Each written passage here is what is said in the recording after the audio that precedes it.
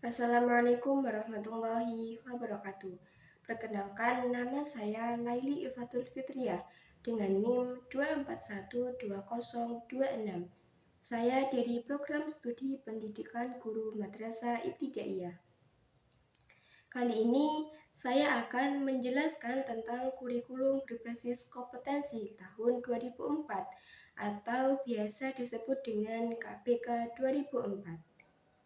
Kurikulum berbasis kompetensi tahun 2004 adalah kurikulum yang berorientasi pada kecakapan kehidupan atau life skill.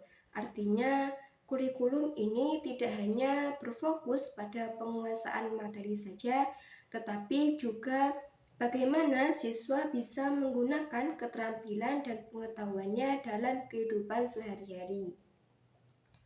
Ada pula tujuan utama dari KPK ini adalah untuk memberdayakan sekolah dan guru dalam mengembangkan potensi peserta didik. KPK juga bertujuan agar proses pembelajaran sesuai dengan kebutuhan dan kondisi lingkungan di sekitar peserta didik. Selanjutnya adalah ciri-ciri utama dalam KPK. Jadi KPK ini mempunyai 5 ciri utama. Yang pertama adalah berorientasi pada kompetensi. Jadi fokus utama pada kurikulum ini adalah sudah sejauh mana peserta didik menguasai kompetensi tertentu, bukan hanya sekedar sudah seberapa banyak materi yang disampaikan oleh pendidik. Yang kedua adalah peran guru sebagai fasilitator. Di sini guru itu tidak hanya sebagai pengajar saja, tetapi juga sebagai pembimbing agar siswa menjadi lebih aktif selama proses pembelajaran. Yang ketiga adalah sumber belajar yang bervariatif. Seperti yang kita ketahui bahwa sumber belajar itu tidak hanya dari sebuah teks ataupun buku, tetapi bisa juga dari video ataupun internet. Yang keempat adalah siswa sebagai subjek belajar. Pada kurikulum ini memang siswa itu diharuskan lebih aktif selama proses pembelajaran, bisa dengan bertanya ataupun berdiskusi. Yang kelima adalah pendekatan pembelajaran yang bervariatif. Jadi metode pembelajaran yang digunakan oleh pendidik itu tidak monoton, bisa dengan berdiskusi, membuat proyek, ataupun praktik secara langsung. Selain dari 5 ciri utama tadi, KPK juga mempunyai 5 komponen utama di dalamnya. Yang pertama adalah kompetensi dasar. Jadi kompetensi dasar adalah kemampuan minimal yang harus dimiliki oleh peserta didik setelah mempelajari suatu materi. Yang kedua adalah indikator pencapaian. Jadi indikator pencapaian ini digunakan untuk melihat sudah seberapa jauh peserta didik mencapai kompetensi dasar.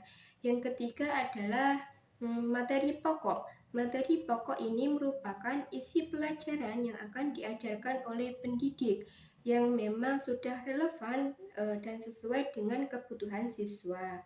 Yang keempat adalah kegiatan pembelajaran. Jadi kegiatan pembelajaran ini adalah proses belajar yang memang dirancang agar siswa bisa menggunakan kompetensinya secara aktif. Dan yang terakhir adalah evaluasi berbasis kompetensi. Jadi evaluasi ini dilakukan untuk melihat apakah siswa itu sudah mencapai kompetensinya. Evaluasi ini biasanya dilakukan tidak hanya dengan teks tertulis saja, tetapi juga bisa dengan praktik langsung ataupun membuat sebuah proyek. Walaupun KPK mempunyai tujuan yang bagus, tetapi dalam penerapannya masih terdapat beberapa tantangan. Yang pertama adalah kurangnya sumber daya dan infrastruktur. Jadi masih banyak sekolah, terutama di daerah terpencil, yang memang kekurangan fasilitas seperti laboratorium, perpustakaan, ataupun akses internet. Dan yang kedua adalah perubahan paradigma guru dan siswa. Jadi karena guru dan siswa sudah terbiasa menggunakan metode yang lama seperti hafalan, dan ceramah, sehingga mereka perlu beradaptasi dengan perubahan kurikulum. Yang ketiga adalah ketidaksiapan tenaga pendidik.